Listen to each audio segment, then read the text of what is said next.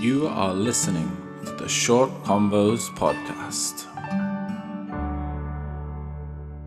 And Rolling. boom, we're recording. We're live.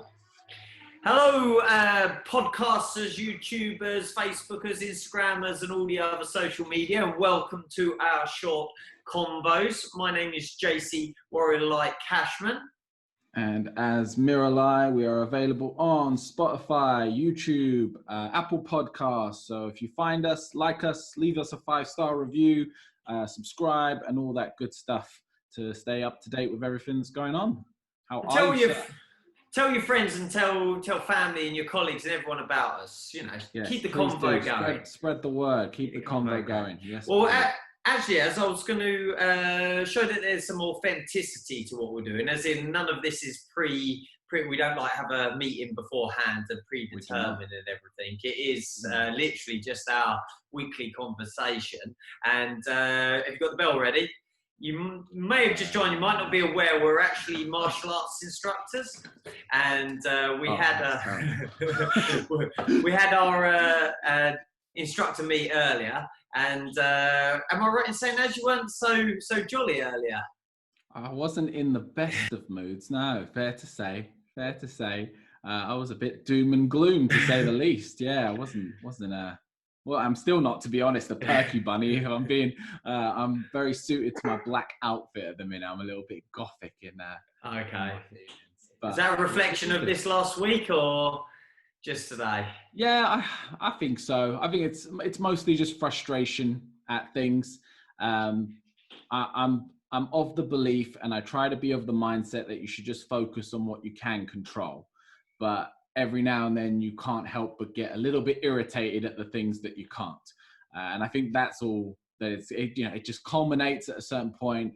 I'll take 24 hours to be a miserable bastard, and then I'll shake it off and get on with it. Come back tomorrow, I'll be good as new. But I think I've just decided that today is going to be a day where I'm just going to be in my feelings and let myself be a bit grumpy about it all.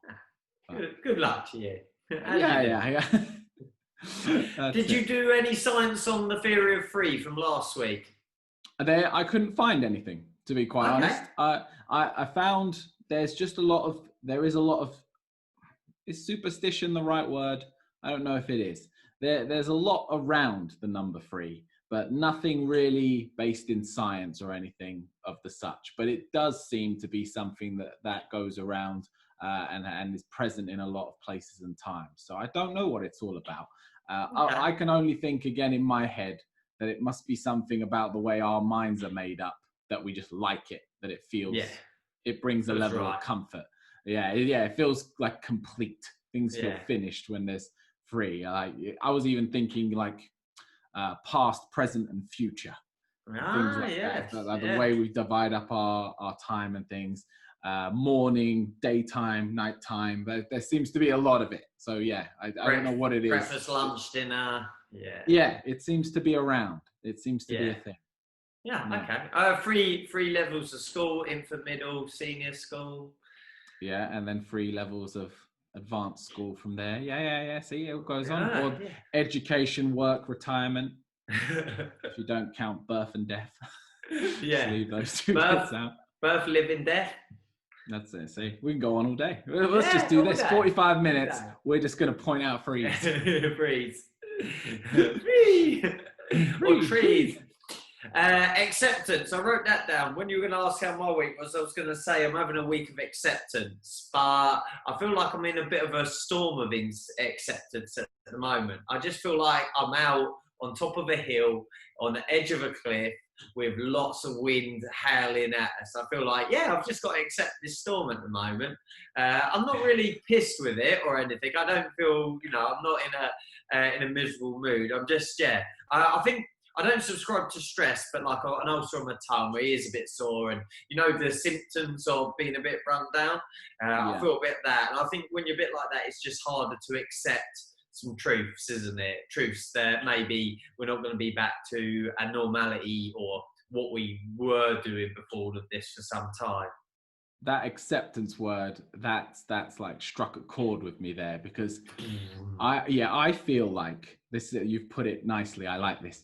You know, though, you see those films where the man is taking the woman shopping and she keeps putting things on him and he's like piling up. You can't see his face anymore. Yeah. But he's doing it because he's being polite. He's being a gentleman and all the rest of it. That's kind of where I've got to, where I've just now got too much and I'm dropping it on the floor. I'm saying I've had enough. Where I'm just going, okay, that's fine. Yep, okay, that's fine. Yep, all right, I understand why we're doing that. Yep, that's fine. And now I've just gone, you know what? It's not fine. I've had enough. I'm putting it down. I've thrown my toys out of the pram. I went to town last week and got a new hairdo for those that can't see it. And I managed to get in on the very first one. Good connection. Shout out to the salon in the county mall. We got us in there quick. But man, how to put it? I had to have a recovery after coming back from town. As in, I don't like going to town at the best of times. I don't ever go to town at the weekend because it's town. And it was just ugly. It was really, really ugly and just really weird. Like, I think we mentioned it the other day, the queue to Primark, for instance. Like, you know, all good. I'm not judging, but I'm not spending the queue was up and down. It was at least half a mile, I would say, this queue. No word of a lie. And what are you going to get in there for the time spent to go in there? It's like, and yeah, I just found it all just a little bit weird, and really, weirded out. And it took me a little while to recover from that town visit. And you know, the way everyone was kind of, it wasn't different because it was just busy and lots of people, but it was different. You know, no one was following the ins and outs and the roundabouts and everything else. And then you've got someone that's like climbing the walls with a face mask on, trying to stay away from it. Yeah, it was just really weird. Well, we were talking last week, weren't we, about the areas we felt we were recessing in, and you talked about like social interaction and all of that. And I think that's part of it, isn't it? Is you go out now into the world and it's a bit funny, and then it just makes you want to go home. You're just like, I just want to go back to my little world where things make a bit more sense. And it's interesting you said about the people in Primark about their time. I think people are just trying to waste time. I think people are just bored, and they just think, well, it's something to do. It's somewhere to be for the day, rather than thinking, what can I do with all this time? They're just like, that'll kill a few hours, stand in a queue. I'm thinking you're wasting my bloody time because I've got to walk around you socially distanced now. You're wasting my time. Get out of the way. That's what I was thinking. Hey, my time's too precious. I'm wasting my time walking around you, wasting your time. Yeah, just burning it, trying to burn the hours. I don't know if it's relevant, but like when we were talking earlier, I don't think it's that bad, but like we were talking about, you know, the martial arts, for instance, and places where you hire and such like not being able to open until September, and we're only at the start of July. But it did make me think, and it is something that as I've got older, I've pondered on, but never really spoken to anyone about, is, let's say you're on one's knees or something isn't kind of working, and then this whole turning your energy elsewhere, like it might have been just, you know, as a figure of speech, but you said like, you know, for instance, it's a bit different in a business sense of having all your chickens, all your eggs in one basket, but it's this whole, I'm a strong believer in staying true to you. Rather than jumping around all the time. Am I making any sense with any of that? Maybe you clear that up. Yeah, no, you're making loads of sense. And I think that's what a lot of us can say we're struggling with right now, because our sense of ourself is being put into question in a lot of ways, because a lot of people are either out of work or not able to do the things that they enjoy. And it seems to be maybe let's not say the foreseeable future, but for a long while, things aren't going to be what they were, and maybe they never go back to what they were. So it's time for change. And change, I think, whilst good, can be difficult. I think going through a period of change, and it's just how you respond to it. Yeah, so, I mean it more from the point of like, that's completely it, but also I mean it more from the point of you, let's try and draw a scenario. Like for instance, a beginner in our sport, you know, our sport is unforgiving. It's like a 2-minute round or even less sometimes. It's a short window of success and failure. And they might have been training at that dojo. They might be kicking everyone in the head and feeling really, really awesome. They go to a competition and then they meet someone that's just better than them, more experienced and everything else. And it's like, it puts them on their knees, you know, they get 10 clear, they get completely wiped out. And it's like, they had all of that abundance of great and awesomeness. And it's like, oh no, I'm going to go do something else instead now. I don't think that's the answer is what I'm saying. It's like, if you've got something that's really good. So say, for instance, right now, a business or whatever is been really good for you and everything else. It's like, is it the right thing? Just because you're on your knees because of the situation, to turn to another thing, to be able to say, oh no, I should be doing that instead. Because are you not only going to be doing the same thing eventually with something else? And it always looks greener on the other side, in the sense you can look at someone else, and just through perception, we've talked about it, just through perception of social media and things like that, it looks better to be doing that. Yeah, if you are in their shoes, it's not. It's got its own set of problems. Which is the same problems, and probably the owner is thinking the same things. Oh man, I wish I was doing the martial arts next door, because clearly they're on doing it. And do you get where I'm coming at now? I've thought about this quite a few times, and especially with people in the sport, what we do, coming and going, and my own direction on different things. I guess just to play devil's advocate so we can have a conversation about it, I would say, yes, I agree with you. But let's say, for example, that you're just doing the wrong thing. Is it right to stick with something because you should stick with it, but it's just not the right thing for you? You are destined, or you are meant to be doing something else. And the situation has arose that's now, whether it's provided you the opportunity or it's forced your hand to change a position on something. But where's the line of change of that? That's the tricky part, isn't it? How long do you go doing something? How long do you start something, continue something, fail at something before it's over? But I remember seeing a really good meme. Cece's really into memes, and there's this guy digging this huge tunnel with a pickaxe looking for gold, and then the next just before it, right? Yeah, and he's walking off track. Yeah. That's always what sits with me. Yeah. Well, that's really true. There was a great metaphor I heard, that it's like a guy who's trying to make a pot out of clay, and he's trying to warm up the clay to then be able to work with it and get it to do it. And he says, in an instant, in any moment, that clay will become workable, but you don't know when it's going to happen. So from 1 second to the next, it will change from being something very stringent and just has no give to letting you manipulate it and shape it. But the second you give up, if you stop thinking it's just not going to happen, you go back to zero. So it's not the case of you can then just pick up where you left off. You stop, and that's going to mean that you're going all the way back to the cold clay, and you've got to warm it all the way back up. And you never know how close you were to breaking through. You never know, like you said, with the pickaxe, you don't know how close you are to the gold on the other side if and when you stop. And I think what is happening at the moment with everybody and everything is it's our environment and it's our surrounding that's affecting us, not necessarily us. We're not putting any less energy in. Even if we can't go do our physical things, we're still online. We're still putting in, if not more energy, but it's the environment that is stopping us from changing it. That's why I think don't change what you're doing. Wait for the environment then to be right to drive you forward, maybe. I mean, I completely agree. I really do. But I'm sure I could think of, if I tried hard enough, an example of someone who was doing something for the longest time and then made a switch, and then instant, then it happened. But without that switch, it wouldn't have got there. So I think that's a really tricky thing to ask. The biggest switch, is it a big switch? Is it always a big switch? I want an example of someone that changes big switch.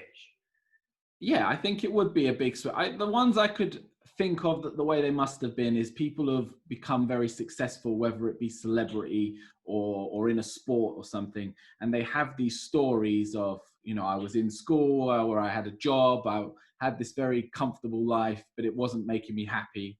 And then they switched, and then they get it. But then there's that thing that whenever you hear stories like that, there's that itch. They've always had that thing in the back of them saying, go do that, go over there, go try that thing. So I don't know if that's the same as what you're saying, where, when the going gets tough, you shouldn't just, like you said, give up and roll over. And this actually leads me on to something I was thinking about yesterday. I don't think I came up with this. I'm not giving the idea that I did, but I'm sure I've heard it or seen it, or you can give me an example, someone of it. I'm calling it like a pressure point, a pressure plate rather. Every now and then I tag on something new. Like when you hear a piece of music like that you've not heard probably forever and you really like it, are you one to constantly play it? Yeah. And it drives Lauren mad. Yeah, it drives Lauren because I just constantly play it. And it's like, why are you playing that over and over? So I get onto words, and relationships my favourite word at the moment. And I get onto things. And this is my new analogy, I suppose. It's this pressure plate place. And that's where I think we're all in at the moment. So there was pre-COVID. Then there's going to be the future, I believe, with COVID. And we're currently stuck in this space, this plate between, which is the pressure. And it's just really hard when you're in that place. So there's another example. It's when you want to achieve something. So again, using our sport as an analogy, there's someone that goes to a competition, they look at, or they start training, or let's just say the black belt. They look at, I want to be a black belt. So they're here. That's a start, and then they want to be there at the end. And most people can't take the pressure in the middle. And the closer you get, the more the pressure pushes in on you. And it's this pressure plate, and it's being able to deal with that and not go, no, that's enough, and step up. We can't at the moment with the whole COVID thing. We can't. I suppose you could become a recluse or whatever. It's all about getting to that. Where I'm getting with it is about getting to that place. I think we all want to be somewhere. Even a negative person would say they would want to be somewhere. And it's that A to B, that start to end, and dealing with a pressure plate. Endless analogies of ordering something at the restaurant to getting the meal. That's what most people see. They don't see the craft, the art, the steam, the hot, and everything in the kitchen. And even like a vehicle, like a car, like I'm just putting the camper back together. You got the engine, and then you got the moving forward. It's a clutch that turns and moves it all. And I was quite pleased with myself this week coming up with that one.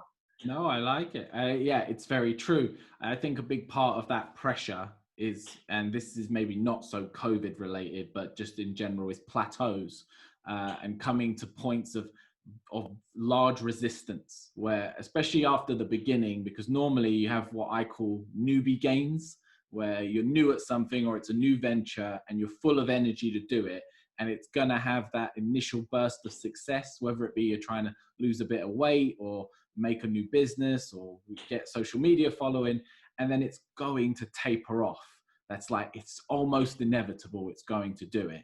And then that's where you said the pressure begins, because if you then go, oh, it's not working anymore, and you take your foot off, you go back to the start.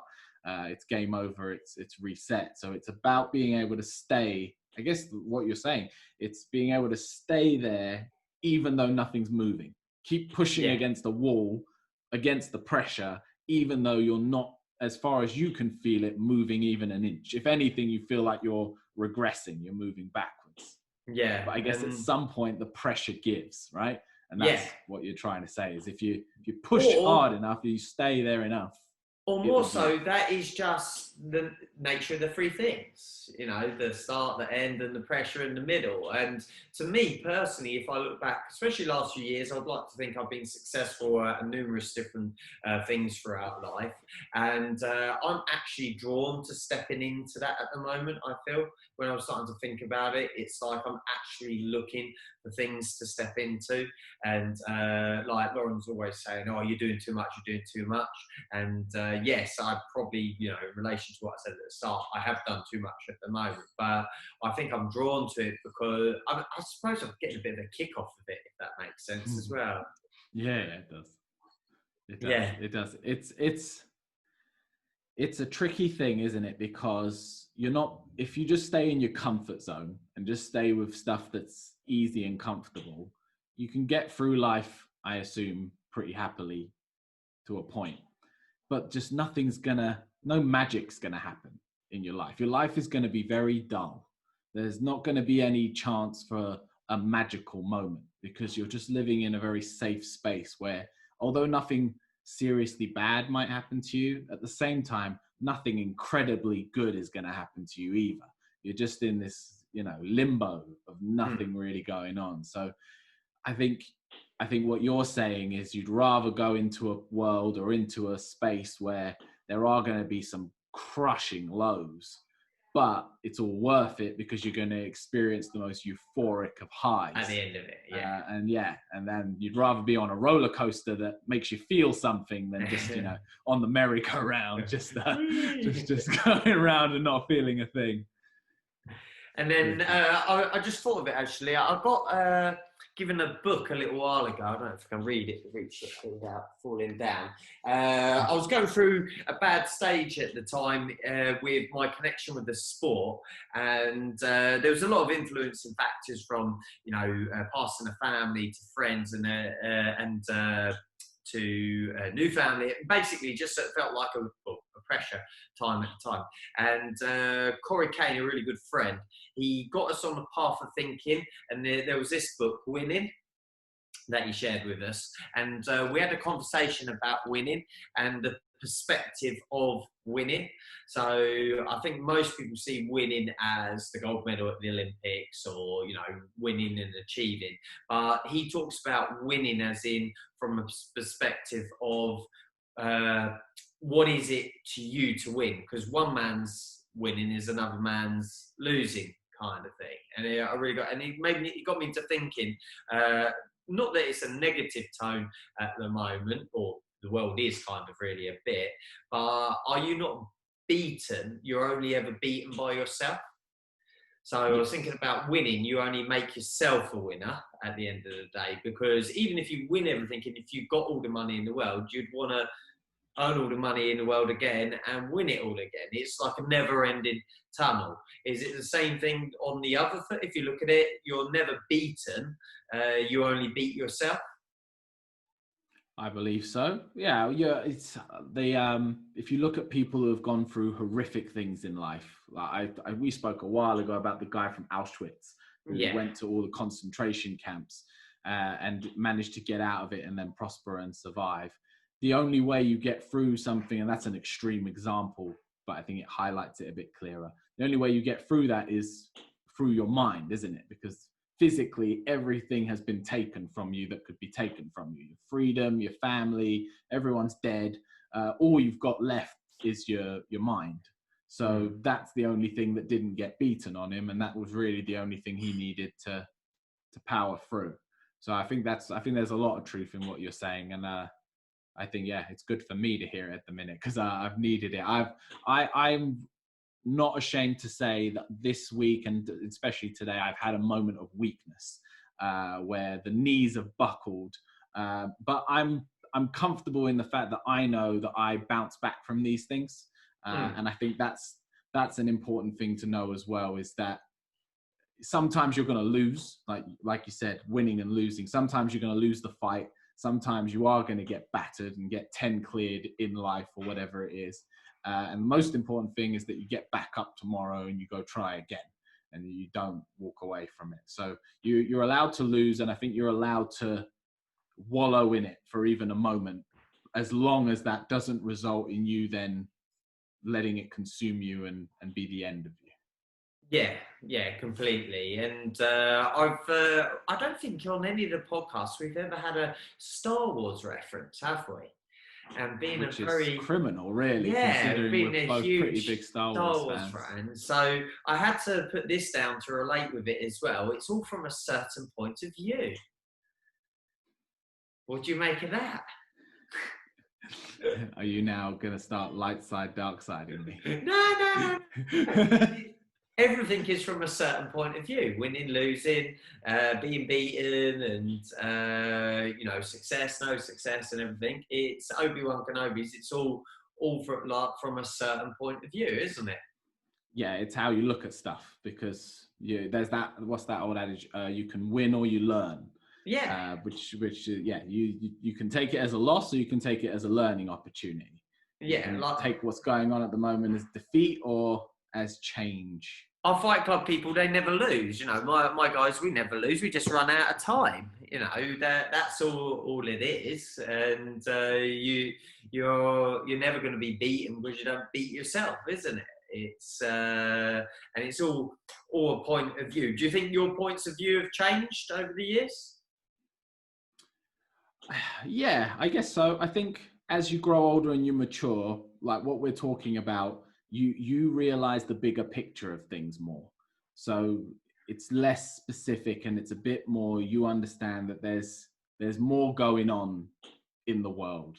So when you talk about, you see people, they get really angry at something that for you feels small, but for them, and it's where you're looking at it from, for them it's like it's the biggest deal, and they're enraged about it, and it's going to ruin their day, their week, their month. But I think the most important thing we can do, and I can't remember how he put it in the chimp paradox, but I thought he put it really good about being in the helicopter and going up above yourself and trying to view it from the outside. And that's what I've got better at as time's gone. I've got better at trying to step out of myself at times and see it in a bit more of a big picture format. Like everything that's going on right now, although it might change the world fundamentally, in my lifetime, this is going to be but a chapter. It's not going to be the whole story is what is right now. So it'll be a significant moment. It's going to be impactful, but it's not my entire life story. So to act as if this is the everything, be all and end all, it would be unreasonable. It would be immature, in my opinion, to do so for any long period of time, anyway. Yeah, I'd like to think I've got good at staying calm in all of the above of what we've said, from winning to being beaten to highs, lows to a certain point of view. I felt being calm in all these situations is the most important thing. There are times where you've got to sort of stand up and be counted, or you've got to put people in check, or you do have to sit back and let someone else step up. But I think whatever you do, I think it's a calmness that really helps. And I think I mentioned it before. I've really noticed it with running events as well, because having been a competitor at an event, you're so focused and so driven on that goal, on that winning objective, what that winning is. You don't even consider how what you're involved in is put into place. And then as you get more involved, watching the very successful promoters and organisers and you see what they go through just to provide that opportunity for people to win, it's like, oh wow. And it's like, there was at the Bristol Open the other year, I was standing there with a promoter, like I was running the floor and standing there with Andy, and a guy comes over from respected club and everything else, nice guy, but always likes to have a little bit of a moan, and he's like, oh, all the coaches are breaking the rules. They're all wearing like sandals and they're not doing what they should be doing, and blah, blah, blah, blah, blah. And all I do is walk up and down this hall day, like checking on timings and everything else. I said to him, thank you for pointing that out. Really, really glad that someone's got their eye on it, because it's driving us nuts as well.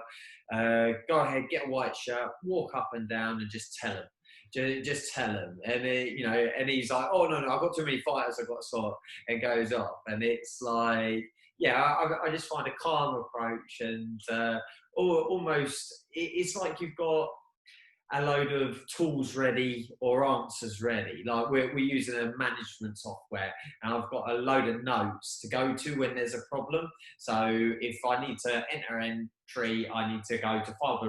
It's almost like I've got that ready. And he talks about it in the Chim Paradox, doesn't he? I can't remember how he called it, but it's having a list of your go-to sort of things really. And comedians are good at it, aren't they? People that are good in conversation, or they almost have like a good trigger words to go to, don't they, or sayings? Yeah, I think he called it programming, like programs. Yeah. Programs instead of viruses, because the opposite of that is your virus, which is your negative things that just you go there, your go-tos, and you go the wrong way. And that's the whole. I've been rereading that book recently, so that's why it's all I keep mentioning it. It keeps coming up, but it's about trying to stay with your human brain and not go into your chimp mode. And that calm mode where you can think logically about things is your human. And then once we start getting emotional, that's when we're starting to go into our primitive brain. And we're just working off of feelings rather than any kind of thought. Yeah. And back to what we were saying a minute ago, kind of wrap things up, is you're saying it being just a chapter of life. I've thought a couple of times, like, whatever happened after the war? Like, you know, I think really that's only the next thing comparable that COVID can be, that has sort of touched the world in the way. Well, they have said the Olympics has never been stopped since the war, has it? I think that's what it was that made me think of it. It's like during the war, you know, cities, countries were just demolished, and here we are. I know it's a lifetime away now, but it was less than a lifetime that it all got to a very nice state, really, didn't it? Did we have it all too easy for too long? Yeah, I mean, it's not that we've ever had it too easy, because we don't want to live in a world of turmoil. But I do think you don't realize how good you have it until it's taken away from you.